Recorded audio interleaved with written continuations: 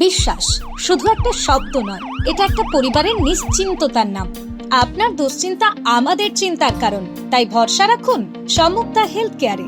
এবার আরামবাগেই 24 ঘন্টা অত্যাধুনিক কার্ডিয়াক ক্যাথল্যাব, অভিজ্ঞ কার্ডিওলজিস্টের তত্ত্বাবধানে এনজিওগ্রাফি ও এনজিওপ্লাস্টি ও পেসমেকার এবং অন্যান্য হার্টের অপারেশন এখন আপনার শহরে। আরামবাগের সর্বপ্রথম NABH মান্যতাপ্রাপ্ত নার্সিংহোম এবং NABL মান্যতাপ্রাপ্ত প্যাথোলজি এবং আয়ুষ্মান ভারত প্রকল্পের সুবিধা প্রদানকারী নার্সিংহোম সম্মুক্তা হেলথ কেয়ার।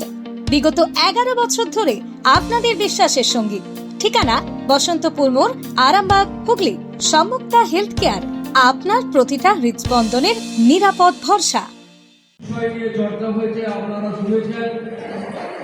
এখন এই যে অবনমন, বিগত 49 বছরের অবনমন, সেই অবনমনে একটা সমাজের শিক্ষকের অবনমন হয়েছে, ছাত্রের অবনমন হয়েছে, পুলিশের অবনমন হয়েছে, প্রশাসনের অবনমন হয়েছে, রাজনৈতিক নেতৃত্বের অবনমন ঘটেছে। কিন্তু তবু সমাজটা টিকে রয়েছে, টিকে থাকবে এই কারণে, কারণ একটা জাতিকে যদি শেষ করতে হয় তাহলে তার শিক্ষা ব্যবস্থাকে শেষ করে দিতে হবে, শিক্ষক সমাজটাকে ধ্বংস করে দিতে হবে। বিগত 15 বছর ধরে যারা মাথা উঁচু করে শিক্ষকতা করেছেন তাদের সম্মানের সঙ্গে আমি নমস্কার জানাচ্ছি। তাদের জন্য এখনো শিক্ষা ব্যবস্থার যতটুকু অবনমন হয়েছে তা আমরা ওভারকাম করতে পারবো বলে আমি আশা করি, বিশ্বাস করি। আজকে রবিবার, ছুটির দিন, 2026 সালের নির্বাচন। 2026 সালের নির্বাচনের আগে পর্যন্ত আপনি দেখুন, এই পশ্চিমবঙ্গের যারা আমরা ভোটার, আমরা মনে করতাম যে ভোটের দিন মানে একটা ছুটির দিন, একটুখানি মাংস এনে রান্না করে খেয়ে দুপুরবেলা ঘুমিয়ে পড়া। সেই অবস্থাটার পরিবর্তন হয়েছে 2026 সালের নির্বাচনে, কারণ এবারে 92% ভোট করেছে, আপনারা জানেন। আজকে রবিবার, তারকেশ্বরের আশপাশ থেকে এসেছেন এবং আর একটু দূর থেকে এসেছেন যারা, তারা নিশ্চিতভাবে আজকে মাংসের ঝোল খেয়ে দুপুরবেলা ঘুমিয়ে পড়তে পারতেন, সন্ধ্যেবেলায় বেড়াতে যান, যেখানে যান আড্ডা দেন দিতে পারতেন। কিন্তু এখানে এসেছেন এবং দীর্ঘক্ষণ ধরে সম্মেলনের বক্তব্য শুনছেন, এই কারণেই বলে আমি মনে করি যে তারা আর একটু বেশি চান। বিয়ের জন্য আপনারা আসেননি, আমি সেটা নিশ্চিতভাবে জানি।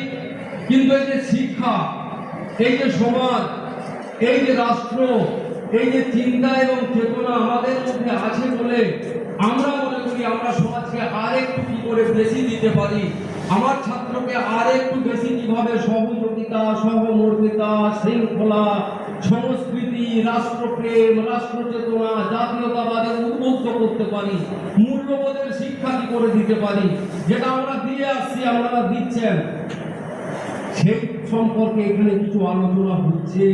সেটা নিয়ে আমরা আগামী দিনে আমাদের ছাত্রদের উদ্বুদ্ধ করতে পারবো বলেই আমরা এখানে এসেছি।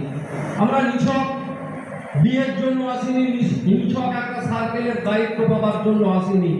কারণ আজকের দিনে এই যে রাজকুমারটা একটু আগে বললেন আমরা 10,000 ছিলাম, আজকে লক্ষাধিক সংখ্যায় হয়েছি। কিন্তু 10,000 যখন ছিলাম তখনও আপনারা ছিলেন, আজকে 1 লক্ষ হয়েছে, পরিবারের সদস্য সংখ্যা বেড়েছে। নিশ্চিতভাবে আমরা আশা করছি এবং বিশ্বাস করছি শিক্ষার অবনমনটাকে আমরা ঠেকাতে পারবো।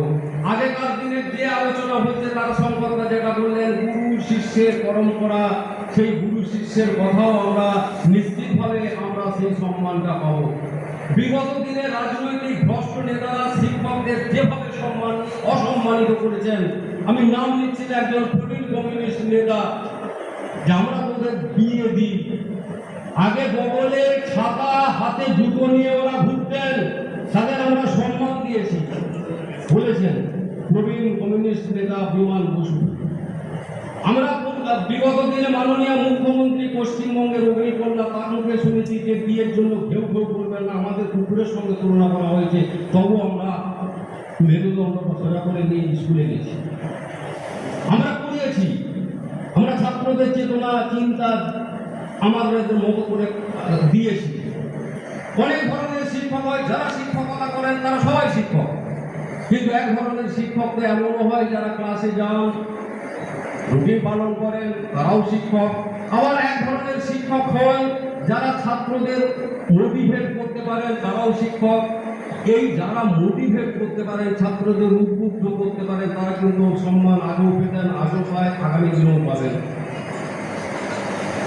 আজকের দিনের যে অবনমন, আজকে এই যে তিনটে কথা বলা হয়েছে, তারা সম্পর্কে একটু আগে বললেন, শেষ কথাটা বলা হয়েছে যে শিক্ষক তৃতীয় সমাজ। তাহলে সমাজ যদি আমাকে বোঝে যে আমি আমার দায়িত্ব, আমার কর্তব্য আমি পালন করছি, আজকে আমাদের তাহলে ভাবতে হবে না ওই ছেলেটার পিছনে চাপড়ে দিলাম বলে ওর বাবা এসে আমাকে অপমানিত করবেন, ওর মা এসে আমাকে কৈফিয়ত চাইবেন। সেই সমাজ ব্যবস্থা আমরা তৈরি করতে পারিনি বলেই আজও আমাদের শুনতে হয় যে কেন মারলেন ওই ভদ্রলোক, ওই মেয়েটিকে, ওই ছেলেটিকে জুতো দিয়ে মারেন, ঝাঁটা দিয়ে মারেন, লাঠি দিয়ে মারেন, যা খুশি করেন, কিন্তু আপনি চাপড়ে দেন আমার মেয়েটা অন্যায় তো করেনি, আমার ছেলেটা তো অন্যায় করেনি, কেন আপনি ওকে বললেন? এই দায়বদ্ধতার মধ্য দিয়ে শিক্ষকতা চলছে। আজকের শিক্ষক যারা আপনারা বসে আছেন, তারা আপনারা নিশ্চিতভাবে বুঝছেন যে একটা ক্লাস 10, একটা 9-এর ক্লাসে আপনি যাবেন, আপনাকে আগুনভাবে চেষ্টা করতে হবে আমি কিভাবে দেব, আর ওরা যারা বসে রয়েছে তারা বলছে আমরা একটাও নেব। এই দ্বন্দ্ব চলছে। ছাত্ররা কোনো মতে শিখতে চাইছে না, তারা গল্প করবে, গুজব করবে, আড্ডা করবে, তারা অমনোযোগী হবে, বই খুলবে না, লিখবে না। আর আমার আগ্রহ হচ্ছে আমি তোমাদের শেখাবো, এই টানাপোড়েনের মধ্যে চলছে।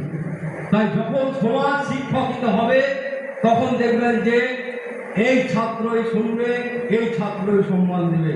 তাই আমাদের যে চিন্তা এবং চেতনা, রাষ্ট্রীয় শৈক্ষিক মহাসংঘ, অখিল ভারতীয় রাষ্ট্রীয় শৈক্ষিক মহাসংঘের যে চিন্তা এবং চেতনা, যারা আমরা উদ্বুদ্ধ হয়ে আমরা আজকে শিক্ষকতার জীবিকা বা পেশা যাই বলি না কেন, সমাজ সেবামূলক বিরাট একটা বৃত্তি যাই হোক না কেন, বৃত্তি হলো আমাদের যে একটা মহান দায়িত্ব রাষ্ট্র নির্মাণে ছাত্রদের সাহায্য করা।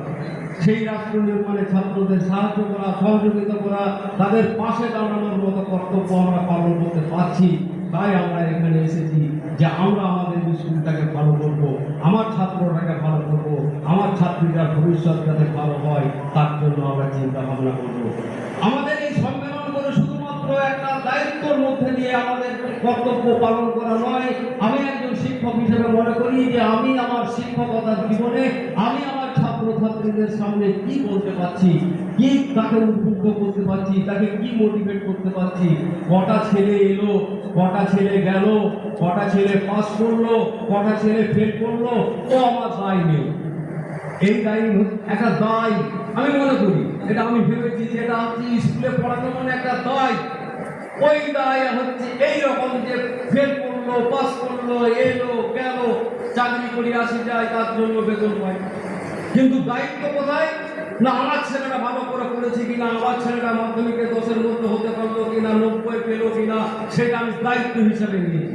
যখন আমি আমার স্কুলের দায়িত্বটা পালন করব, তখন দেখবেন যে রাষ্ট্রহিতের সমাজের কথা বলা হচ্ছে, শিক্ষক হিতে সমাজ তখন আসবে।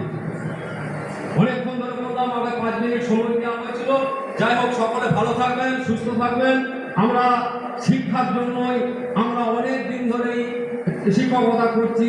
আমরা বেছেই নিয়েছি, আমরা পুলিশ হতে পারতাম, যাদের হাইট রয়েছে, আমার তো হাইট নেই, কেউ অন্য কিছু চাকরি করতে পারতাম। কিন্তু এই চাকরি, এই শিক্ষকতার মতো একটা পেশা, যেখানে জীবিকা, যেখানে আমাদের পরীক্ষা দিতে হবে, ইন্টারভিউ দিতে হবে, কত জটিলতার মধ্য দিয়ে যেতে হবে, কত বছর পড়তে হবে, বিএড করতে হবে, সব তো শিখিয়ে দিয়েছে যে কিভাবে পড়াতে হবে। তারপরেও আমরা এখানে আসতে সম্মেলন, কারণ আমাদের সমাজের প্রতি যে দায়বদ্ধতা, রাষ্ট্রের প্রতি যে চিন্তা এবং চেতনা, যা আমাদেরকে এই ঘরেতে এসে হাজির করেছে, যা আমাদের এখানে শুনতে বাধ্য করছে যে রাষ্ট্র নিয়ে আমাদের ভাবতে হবে, চিন্তা করতে হবে, সমাজ নিয়ে ভাবতে হবে, ছাত্রকে নিয়ে ভাবতে হবে, ছাত্রকে আগামী দিনে ভারতীয় সংস্কৃতি সম্পর্কে আমাদের শেখাতে হবে। আরম্ভ হয়েছে, স্কুলে স্কুলে শুরু হয়েছে। 20শে জুন বলে একটা দিবস আছে পশ্চিমবঙ্গে, শ্যামাপ্রসাদ মুখোপাধ্যায়, তিনি যে পশ্চিমবঙ্গের সংস্কার, দীর্ঘ স্বাধীনতার পর থেকে এতগুলো বছর পশ্চিমবঙ্গের মানুষকে দাবিয়ে রাখা হয়েছিল, প্রকৃত ইতিহাসটা জানানো হয়নি। যারা ইতিহাসের সিলেবাস রচনা করবেন, আমাদের তারা সম্পদটা রয়েছেন।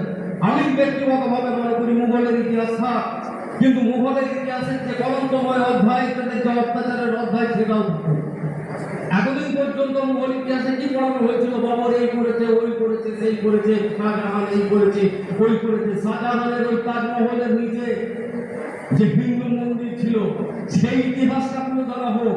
এই শিক্ষা ব্যবস্থা নিউ এডুকেশন পলিসি 2020, যেখানে আমাদের শিক্ষানীতিটাকে পশ্চিমবঙ্গ সরকার গ্রহণ করেননি বলে আজকে আমাকে ইংরেজিতে শুনতে হবে দীক্ষা, নতুবা শুনতে হবে হিন্দিতে। আমি তার সঙ্গে তাকে বললাম যে বাংলাতে হয়নি কেন ভাই? বললো যে এই শিক্ষানীতি তো পশ্চিমবঙ্গ সরকার তখন গ্রহণ করেননি। গ্রহণ করলে নিশ্চয়ই বাংলা থাকতো। সবাই তো আর হিন্দি আর ইংরেজি আমরা বুঝতে পারি না। তাই দেখবেন যে আগামী দিনে আমাদেরই দ্বারাই এই রাষ্ট্রহিতে সমাজ, রাষ্ট্রহিতে শিক্ষক এবং শিক্ষক হিতে যে সমাজ এগিয়ে আসবে, তার জন্য আমাদের যে দায় এবং দায়িত্ব, কর্তব্য, সেই কর্তব্য আমরা যদি যথাযথভাবে পালন করি, তবেই অখিল ভারতীয় রাষ্ট্রীয় শৈক্ষিক মহাসংঘের এই যে সম্মেলন এবং তাদের যে আন্দোলন তা সফল হবে বলে আমি মনে করি। এই কথা বলে সকলকে ধন্যবাদ, নমস্কার জানিয়ে আমি আমার বক্তব্য শেষ করছি। বন্দে মাতরম, ভারত মাতা কি জয়।